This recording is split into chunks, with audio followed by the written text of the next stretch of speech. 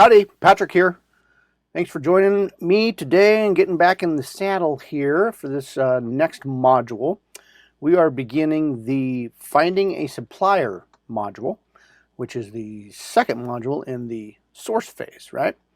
So, lesson 10.01, Finding Non-Alibaba Suppliers. So this is the first of about 5 lessons in this module. And we're starting off of Alibaba because most of the products that we end up sourcing come from Alibaba. So I'm going to go ahead and start off of Alibaba. Also because I think the most important place to check first is off of Alibaba. Right here in the United States, if you're working from the United States. But right here where the .com market is, right? Cheaper, more climate friendly. The list goes on. So we're going to start looking closer to home and in a place over in China in this lesson, finding non-Alibaba suppliers. All right. So here's our lessons we're going to be running through in this module of the source phase. First, we're going to be looking at non-Alibaba suppliers. Then we're going to finding suppliers on Alibaba. And then in lesson 10.03, contacting potential suppliers. So we're going to start reaching out to them. In 10.04, we're going to be developing deeper contact with suppliers. So we're starting to weed them out, starting to narrow down our focus into just a few. And then in 10.05, we're going to be ordering samples and choosing our top supplier. So exciting stuff. This is the heart of the finding a supplier, well, the source phase, right? This is the heart of it. So here we go. I want to give you a kind of an overview first, and that overview includes, finding your top supplier is our goal here at the end of this module. But I just wanted to show you here how it kind of breaks down, how we're looking at a pool of quite a few suppliers when we have our product, right, that we want to go out and source. We want to go out and find someone to manufacture it for us. We're starting with a big pool. We've got all these different channels to go look on: Alibaba, off Alibaba, Iwu, the local manufacturer down the street, anybody here in the United States on Thomasnet. Lots of choices for suppliers, and we're going to go out and kind of pull from those. From those, you're going to see that we are going to have filtered suppliers, kind of a big pool of them, okay? Then we're going to run those through a checklist. That's going to get us down to the checklisted suppliers, which is, closer to 10, maybe 11, 12, maybe 8. Then from there, we go over to that middle column there where our best communicators are at, and we're getting down even more refined, and now we're down to about 5 suppliers, somewhere between 4 and 8. And then we're going to be sending them the second message after we get down to those 5, and we're going to be getting to the top 3, right? And when we choose our top 3, we're gonna at that point order samples, okay? And we're gonna negotiate a little bit. I put negotiate down there, but we're gonna negotiate a little bit. Most of the negotiation goes on in the next phase or in the next module, okay? And then lastly, after we order the samples and we review those and determine who's got the best ones, we're gonna fill in our supplier workbook with all the details we've gotten through all these phases. And we're going to be able to look at that and see of our suppliers that we have recorded all the information and all their answers from all the questions we've asked them. We're going to be able to make our number 1 choice. And we're also going to choose an alternate, okay? And then we go on to manufacture after that, right? Well, first we're going to go through negotiations and then manufacturing.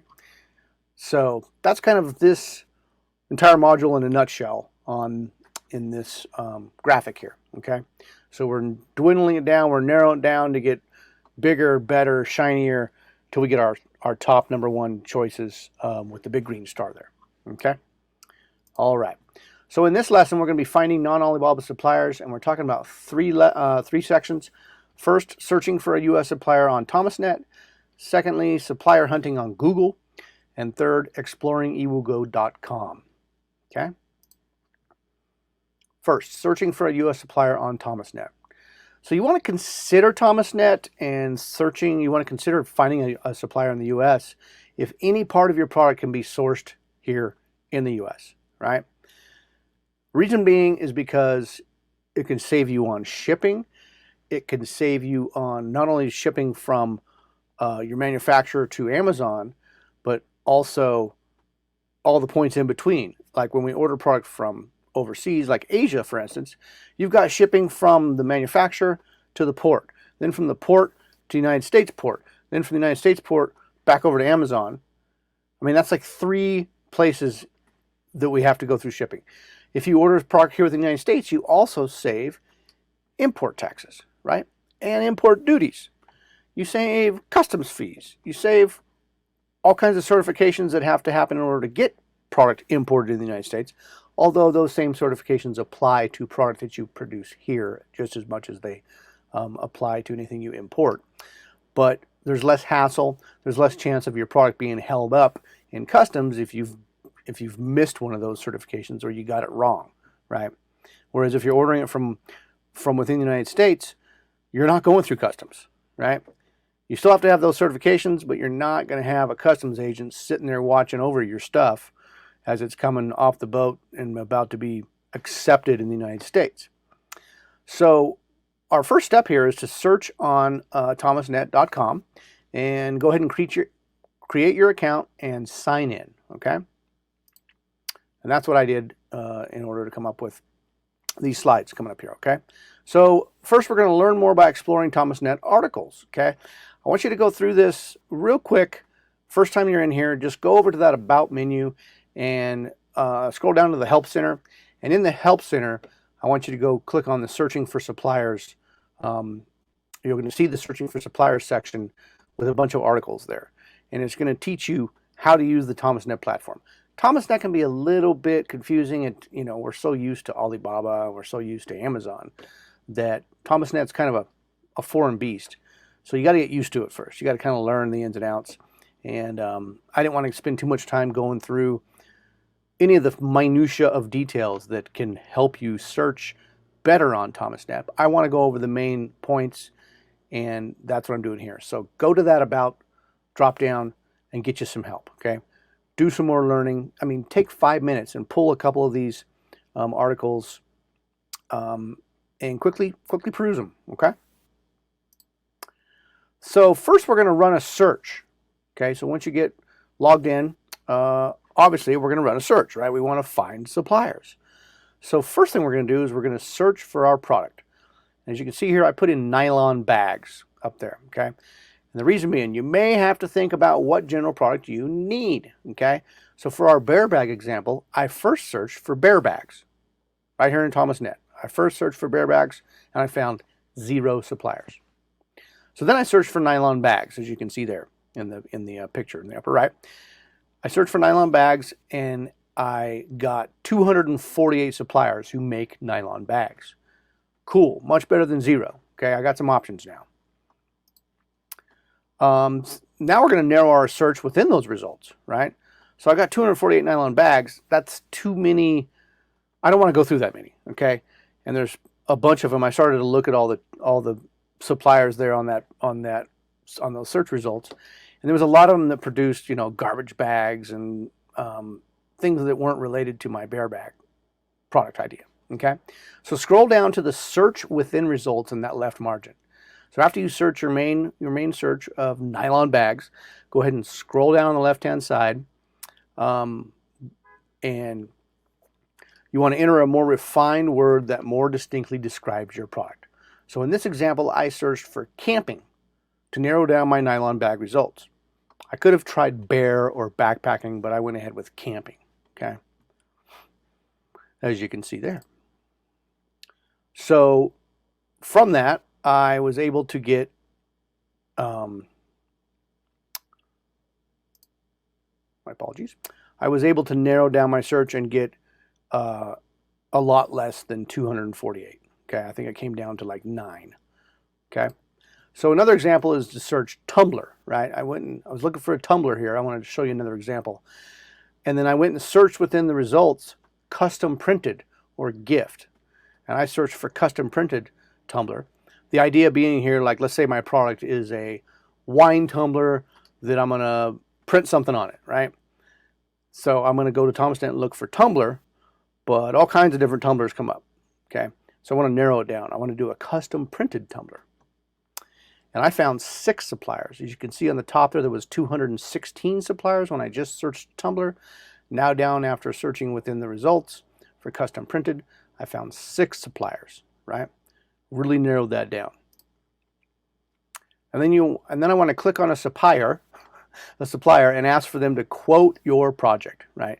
So when you get to your final results, you get down to the final 6, the refined 6, and it may take you a few pokes at putting those words in there, right? Then you want to choose the ones that, as you read their business description, and you click into their store there, and you can see what they have.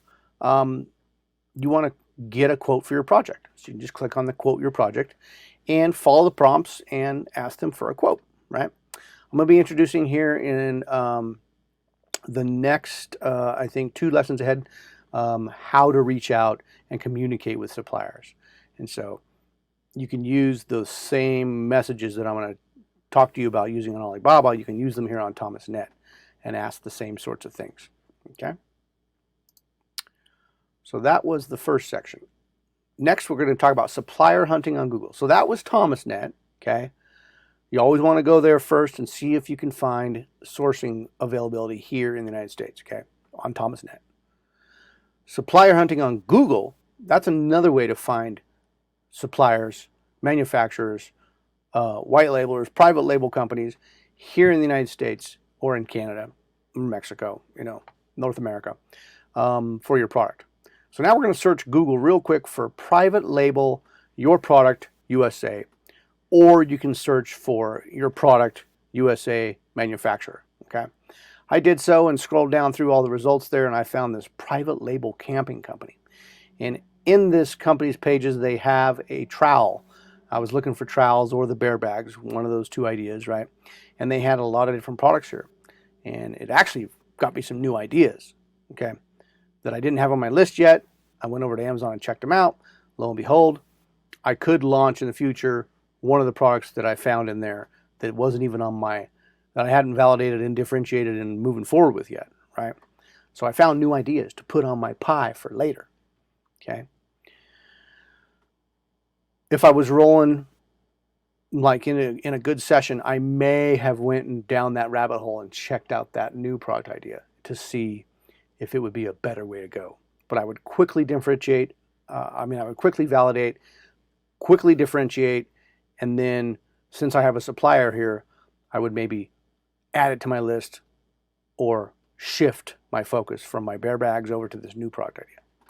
Just depends. And that's what happens when you're out here doing this research. You're going to sometimes find better answers to stages and steps you took weeks ago or days ago when you're going through these things, okay? So you got to be flexible, got to keep rolling, but do not get held up by shiny objects, all right? That's a shiny object I found in the private label camping website, and I don't want you to get caught on the shiny object and have it pull you off track. I need to stick with my bear bag and my backpacking trowel, okay? That's my ideas. I'm kind of going through both of them here as we move through these lessons, but I don't want you guys to get pulled off your main product idea, okay? So that's supplier hunting on Google really quickly, right? Lastly, here for finding products not on Alibaba, for finding suppliers, we can explore eWooGo, okay? eWooGo, we brought them up a couple times in both our search module of our research phase and in the differentiate module of our research phase. So why eWoo, right? Why do we go to eWoo.com? Well, for this case, for finding suppliers, there's smaller factories, right? Typically smaller factories are working there in that eWooGo marketplace. You can research RFQs for popularity of certain products. It's kind of a cool thing. I'm going to show you in a minute. And it's sometimes less expensive for your product to be sourced from eWooGo than other places, okay? So searching eWoo, you want to join, verify your email, and then sign in, right? Real easy, real quick. Then something we can look at is keyword trends. eWooGo has got some various powers that like Alibaba does not have, okay? One of those is keyword trends. So if you find the 3 bars icon next to the search button in there on eWooGo.com, click on that. You can see the various keywords that were searched in the last 30 days. And this is great for product research. And I just wanted to bring this up because we're doing this deep dive here on eWooGo.com. And next time when you're doing your product research, maybe you can go in this deep and go check out things that are searched popularly in the last 30 days, and you could maybe find some ideas there. Okay, this can be useful for product research, and I'm also showing it to you because if you see a keyword that is within your niche, you could find suppliers who also sell your product, right? So, for example, let's say your niche is household organization. Well, I found the keyword storage box on the list. It was number 35 in the top 50 that they showed us. And I found the keyword storage box on the list, which delivered 1,374 suppliers and 278,000 plus products. Isn't that crazy? That's just amazing. So scrolling down through the results, I'm able to find similar products to mine, then reaching out to a potential supplier, right? Pretty powerful. That's a lot of suppliers with a lot of products. And they all got pretty pictures there for you to quickly look at. You can quickly look at, depending on what your organization products are all about. You may be scrolling down and looking for the perfect, cloth storage for closets. I don't know, but you can find a supplier that's making products similar to yours just by looking at those pictures. You may be able to ask them if they make, or click into their store and see if they make or sell your product idea that you're researching currently. Okay. You also can check out who is searching in the world from this list, right? And I found this rather interesting. Look at that number 3, Ukraine. That was interesting to me. So the United States is sourcing product there, number 1. United Kingdom, England second, and then slightly behind that is Ukraine, which makes me scratch my head because they're typically not one of the top product orders from they're not one of the top importers on the planet, but yet here they're the 3rd top country using eWooGo and shopping in eWooGo. So I think they had a big influx of money recently, and they're trying to get all the different kinds of supplies for their people there that are going through war. So heart goes out to them, just real quick. But I found that interesting, this breakdown here on the various countries that are using eWooGo to import. Okay, so another thing you can look up on eWooGo.com is by superior supplier. It's kind of cool. I can look at superior suppliers. You can browse by top suppliers, as you can see there. You can find suppliers that are getting the most traffic on eWooGo.com. This is the actual suppliers who are getting the most traffic. And look for your niche, right? Again, look for your niche. Another thing you can do on eWooGo.com is learning from RFQ data. This allows you to see recent order quantities because RFQ is request for quote. So the data they're giving to us is the quote data as well as the order data. This is not available on Alibaba. This power of looking at this type of data is not available on Alibaba, okay? You can also use this during product research for finding ideas, right? So there's the RFQ button there on the top menu, and it can be very useful. Okay, so that is the last point on the eWooGo market for finding suppliers. Just go in there real quick, poke around, go look at the various areas I just pointed out, and see if you can find some suppliers, because you may find some suppliers who can provide what you need at a cheaper price, at a lower price than what we're going to be finding elsewhere. Okay, so if you have found potential suppliers there, then in this next lesson I'm going to start showing you how to start recording those ideas, and then we're going to run those through some checklists and get them. Remember the picture, we're going to start out with like 30, and we're going to narrow that down to less and less choices until we get down to our top suppliers that we want to source from. Okay. All right, that buttons up this lesson. I thank you for joining me. I look forward to seeing you in the next one. All right, take care.